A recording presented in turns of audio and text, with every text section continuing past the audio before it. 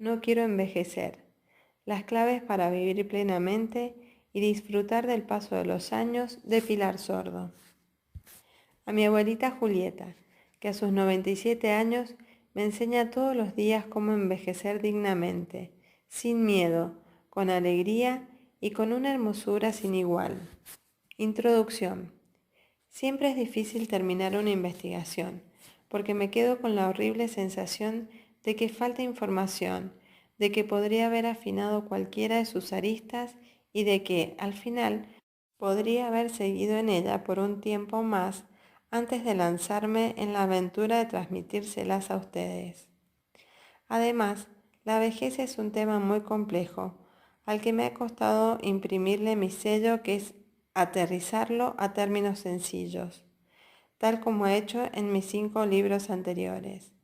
Es un tema complejo, quizás porque nos enfrenta con lo esencial de la vida, porque tiene que ver con explicar su flujo y su sentido, o bien porque se conecta con determinada concepción del tiempo y con tantas otras ideas que hoy determinan nuestra sociedad. Pero aquí estoy otra vez, intentando contarles el maravilloso recorrido que hice y las desafiantes conclusiones a las que llegué luego de finalizar la investigación. Y el primer indicio de escribir este libro era necesario, al menos para mí.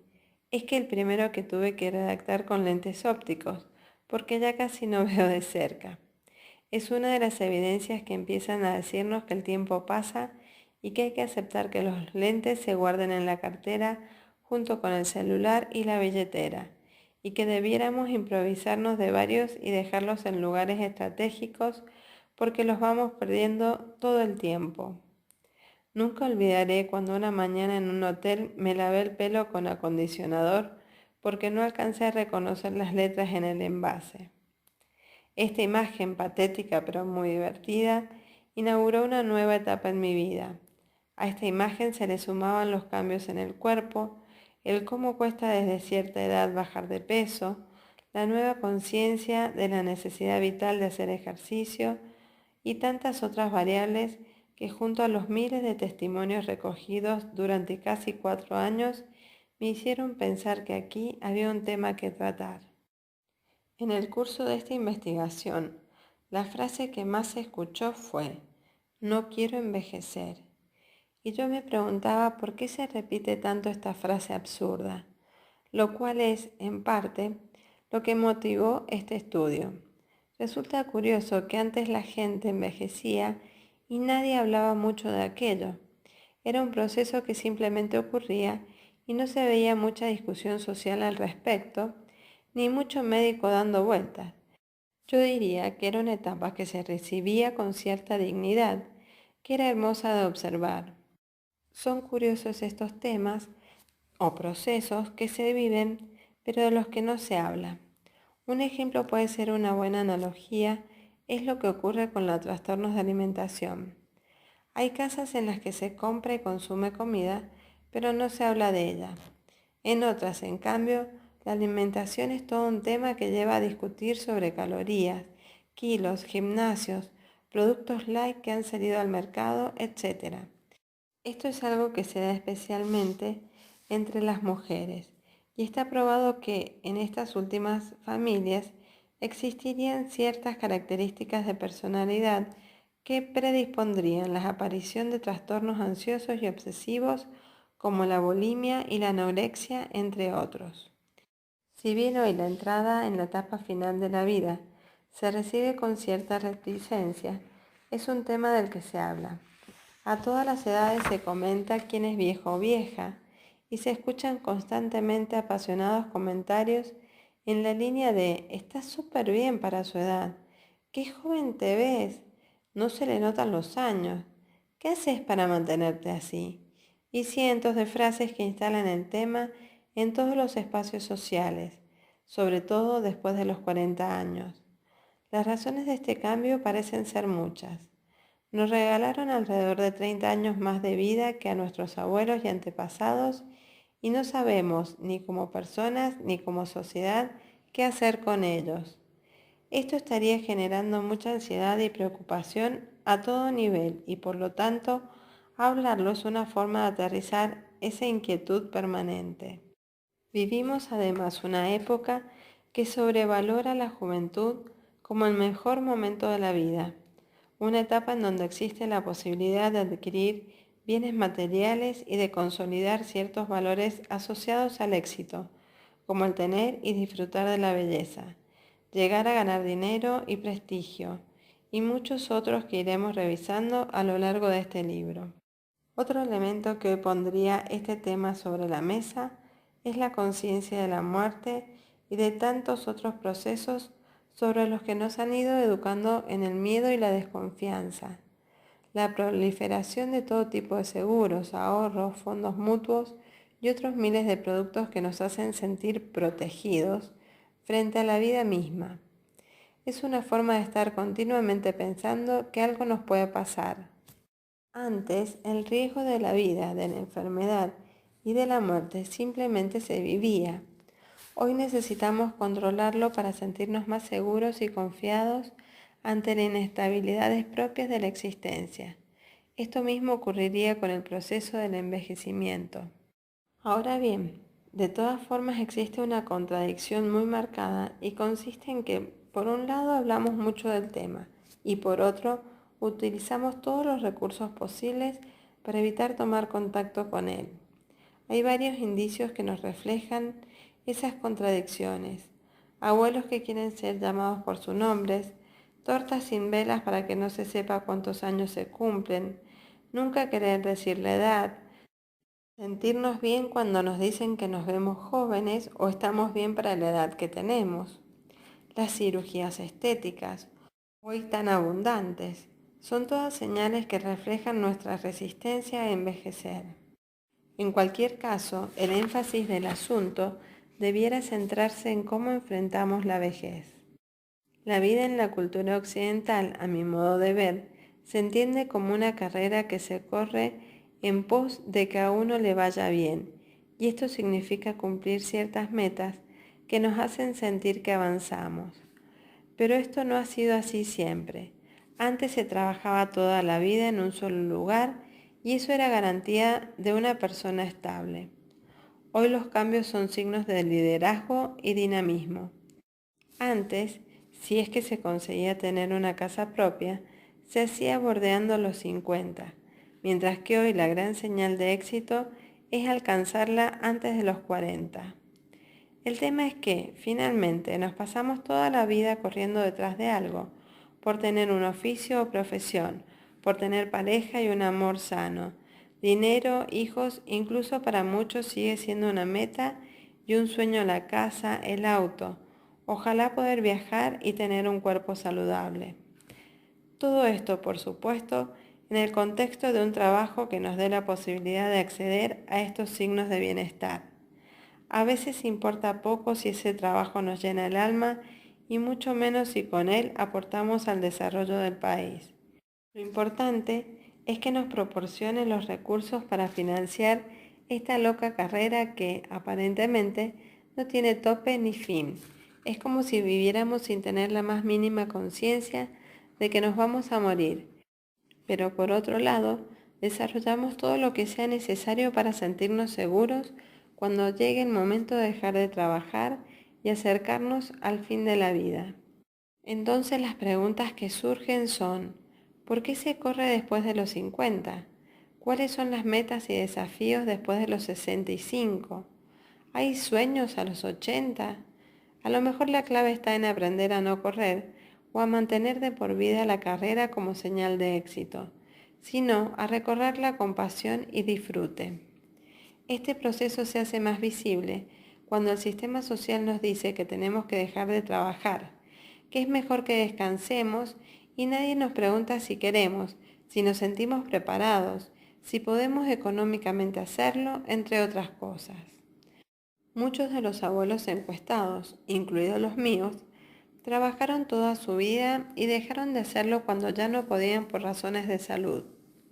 Eso los hace sentirse útiles e importantes hasta el final de sus días, lo cual nos hace revisar el valor que antes se le daba al trabajo y la mala prensa que hoy tiene trabajar. Nos quejamos si hay trabajo y si no lo hay, si hay mucho o si hay poco. Y las palabras responsabilidad y cansancio son dos enemigas de lo que hay que arrancar todo lo que se pueda. En la vereda de enfrente, las palabras descanso y ocio tampoco están muy definidas ni incorporadas, y solo asumimos el hacer algo cuando se trata de una actividad remunerada y sentimos que estamos produciendo. El mejor ejemplo de ello son las dueñas de casas, a las que si se les pregunta por su trabajo, responderán que no hacen nada, sin valorar su tremendo aporte social y afectivo. No trabajar hace sentir mal a las personas y en alguna medida se sienten sacadas del sistema. Todas estas consideraciones nos llevan inevitablemente a preguntarnos, ¿qué es la vejez hoy? ¿Cuándo se considera hoy que alguien es viejo? ¿O qué significado le damos a esa palabra? ¿Es importante hacerse estas preguntas o debiéramos simplemente aceptar el paso del tiempo sin tanto análisis y discusión social? Esta última interrogante es una de las preguntas que la investigación intentó responder junto con analizar qué pasa en la actualidad con la llamada tercera edad o la cuarta y quizá la quinta, que seguramente pronto entrarán en nuestro léxico. ¿Qué pasa con la pareja, los duelos, la sexualidad, la familia, los amigos, el trabajo, la salud, la tecnología? Son todos temas que aparecieron en las reflexiones de muchas personas que participaron de este estudio que intento resumir para ustedes en estas páginas. No todas estas preguntas encontraron sus respuestas, o por lo menos esa respuesta precisa que mi deformación perfeccionista y obsesiva buscaba. Pero al menos fueron puestas sobre la mesa para invitar a la reflexión y la discusión sobre un tema que nos convoca a todos y que las generaciones más jóvenes tienen que revisar para vivir el paso de los años con mayor salud, plenitud e información que nosotros. A mi generación, la que bordea los 50, nos pilló de sorpresa. De repente nos avisaron que viviríamos más tiempo, que nos veríamos más jóvenes y que para eso había que tener algo de dinero guardado, afectos más cuidados y así recibir este regalo de buena forma.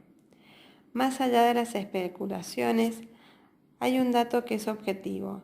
En 30 años más, una de cada 5 personas tendrá más de 60 años. El número de viejos aumenta y el de niños disminuye.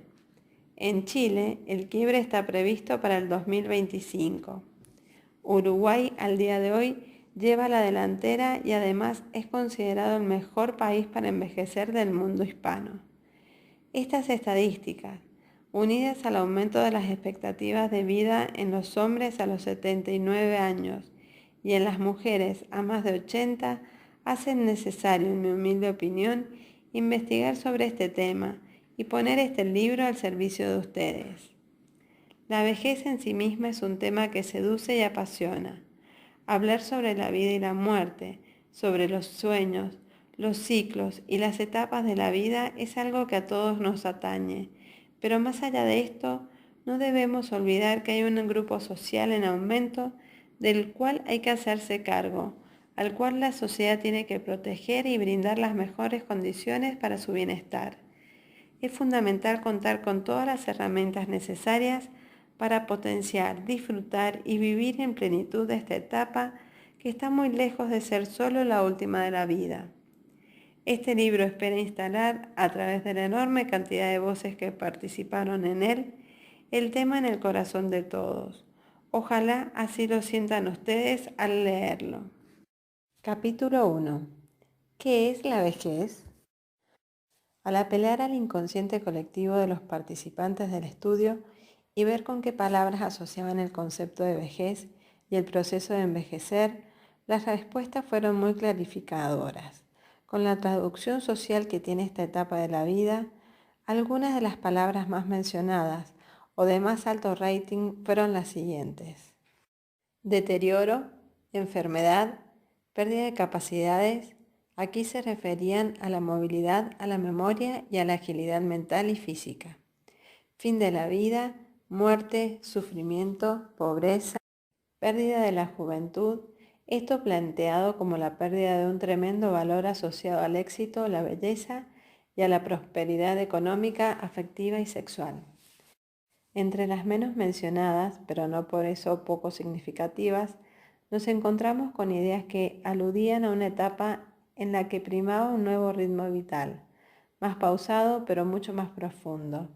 Descanso, disfrute, sabiduría, plenitud, nietos, empezar a estar con los que quiero más que con los que debo, etapa para recuperar los afectos. Si analizamos todas estas palabras, es preocupante. Por de pronto habría que empezar por definir cuándo es que comienza a hacerse presente esta sensación de que la vida se acaba. Unos podrían decir que con la jubilación y otros cuando se cumplen ciertos años, 70, 80, y según la mayoría de los participantes del estudio, por sobre esa edad. Otro grupo relacionaba este cambio en el mundo interno con la llegada de los nietos, pero la mayoría coincidía en que esto era relativo y que tenía que ver con sentirse viejo y actuar como viejo. Al preguntarle a este grupo de gente entre los 10 y los 90 años qué significaba sentirse o actuar como viejos, todos hacían el vínculo con la extrema preocupación por los problemas de salud, siendo las enfermedades, los médicos y los nuevos tratamientos un tópico recurrente en las conversaciones cotidianas. Otra señal que casi todo el mundo mencionó es el hábito de leer los obituarios en los periódicos para corroborar si ha muerto alguien conocido, porque se supone que los pares comienzan a partir. Mencionaron también algunos miedos frecuentes que aparecen con la llegada de los años, los que se pueden transformar en delirios en algunos casos de demencia senil, como el miedo a la pobreza, a los robos, a la pérdida de la memoria o de cualquier otro sentido. Sin embargo, todos coincidieron en que la máxima expresión de la vejez era la pérdida de independencia, tanto en términos físicos como mentales. Pareciera que el mayor indicador de que la vejez ha llegado para quedarse es la suma de los años más la pérdida de autonomía. De cualquier manera, muchos coincidieron en que si bien estos signos eran ineludibles, el elemento diferenciador era la actitud de cada persona para asumirlos y que terminaba por determinar si era evaluado como viejo o no.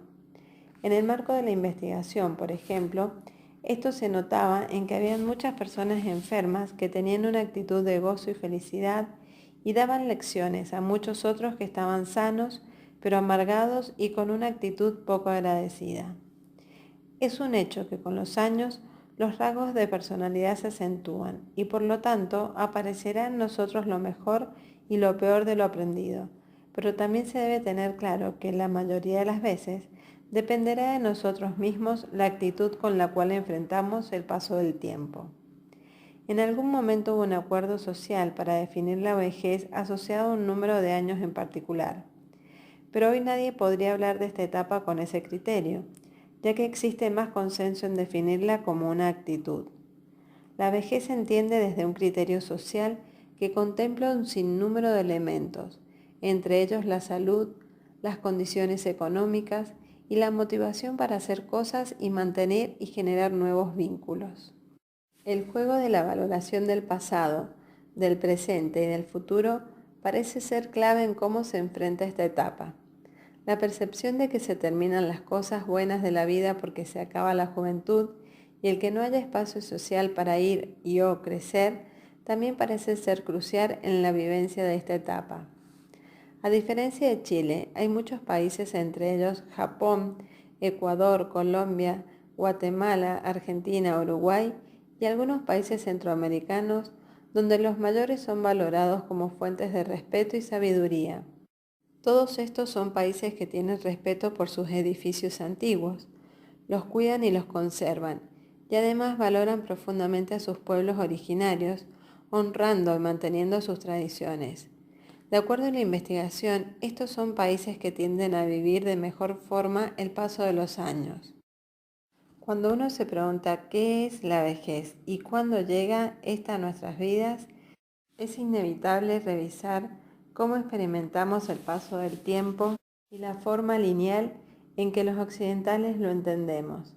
Les voy a pedir que hagan mentalmente el siguiente ejercicio que me enseñó una increíble mujer con ancestros japoneses para graficar esta idea. Imagínense que están de pie, mirando hacia adelante, y yo les pregunto dónde ubican el pasado y el futuro. Probablemente todos los occidentales responderemos lo mismo. El pasado está atrás y el futuro adelante, ¿cierto? Bueno, esa linealidad del tiempo es lo que hace ver la vejez al final del camino. Los orientales, por otra parte, lo conciben absolutamente al revés. Ellos ubican el pasado adelante porque es el único que conocen y de lo cual pueden aprender todos los días. Y el futuro atrás, por ser desconocido e incontrolable. Es por esto que ellos valoran, reconocen y admiran a la gente mayor, porque la ven como un referente al tenerla todo el tiempo delante de ellos. Y es también por eso que no le temen a la vejez, porque llegar a ese lugar es, sin duda, un privilegio. El futuro, en cambio, es inmanejable y desconocido, y lo que hay que hacer es trabajar con eficiencia en el presente para así honrar a nuestros antepasados que hicieron que hoy ocupemos el lugar que tenemos.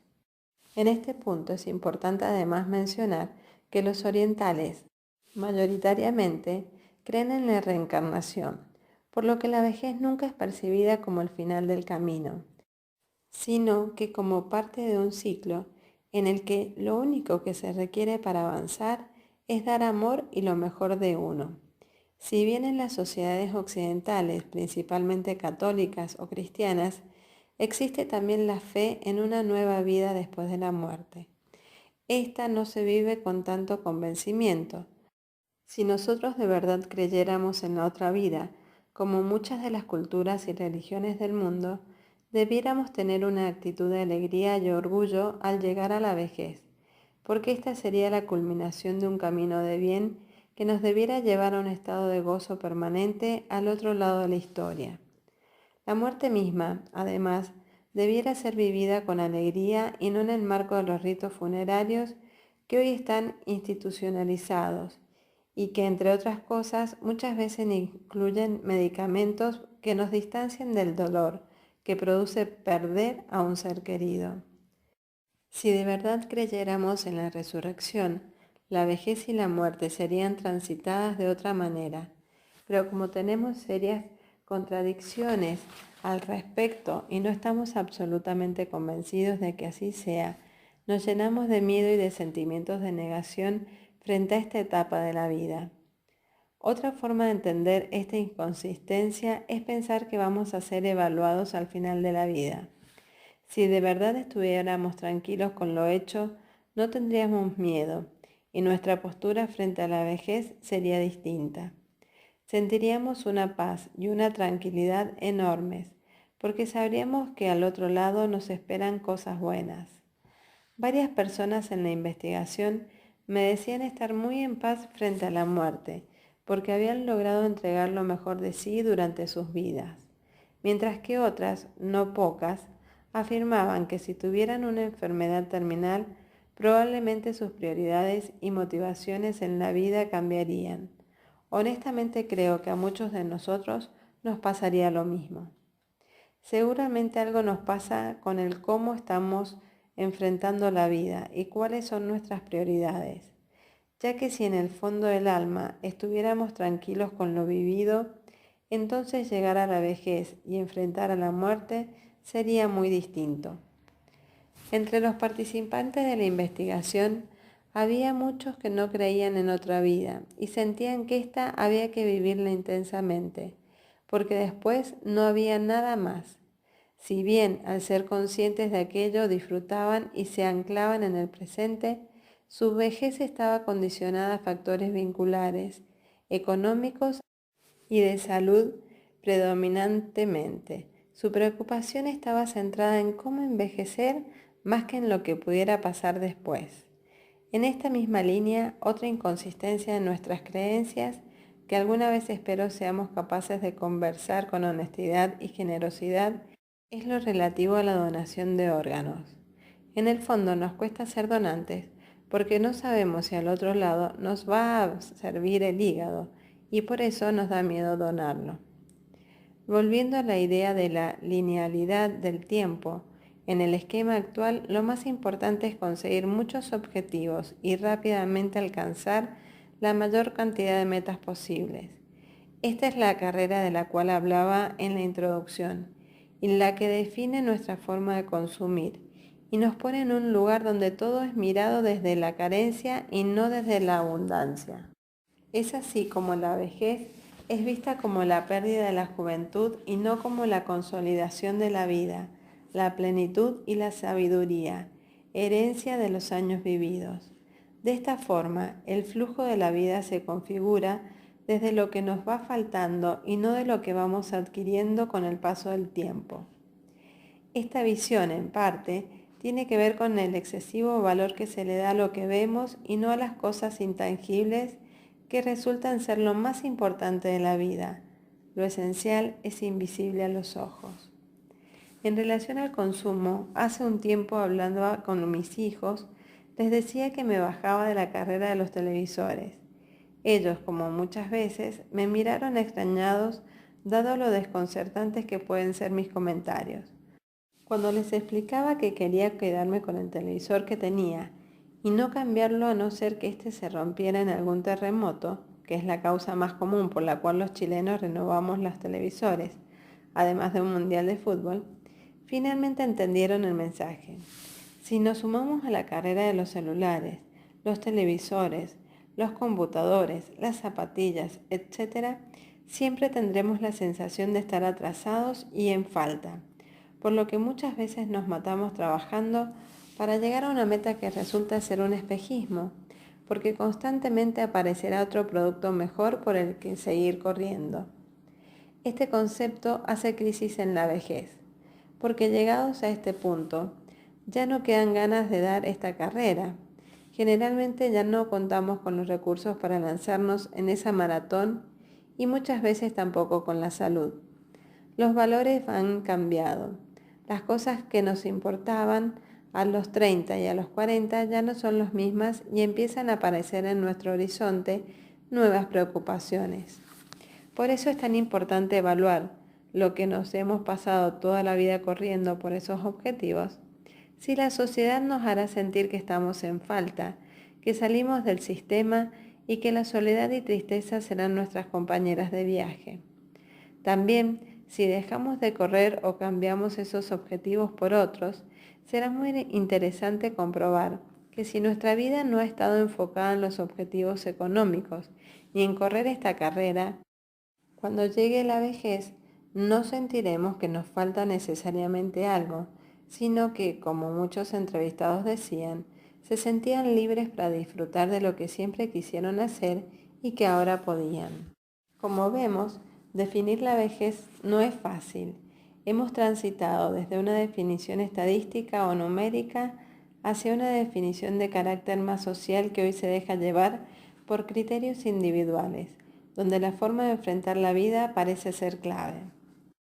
Ser viejo hoy es más entendido como un tema de actitud, donde el mantenimiento de la independencia es fundamental para sentirse vital y jovial. Dependiendo del entusiasmo con el que se enfrenta la vida, nos encontraremos con viejos de 30 años y con jóvenes de 80, como decían muchos adultos mayores en la investigación. Solo se envejece cuando se deja de soñar o cuando el cuerpo y la mente no permiten hacerlo más. Es importante también considerar el fenómeno de la linealidad del tiempo y cómo la vejez se ubica, erróneamente, incluso de acuerdo a nuestras creencias más profundas, al final del camino, lo que nos llena de miedos e inseguridades. Si tuviéramos el presente y el pasado puestos en nuestras cabezas, adelante y no atrás, la experiencia de la vida estaría enfocada en disfrutar de ella hoy y en ser permanentemente conscientes de nuestra historia y de nuestros antepasados, para aprender y agradecer lo vivido. En este sentido, y con una situación económica más o menos resueltas, la vejez debiera ser una etapa de consolidación de las metas y de los afectos conseguidos durante toda la vida anterior. Sería un momento de agradecer y apreciar los detalles y de poner en valor lo espiritual por sobre lo material.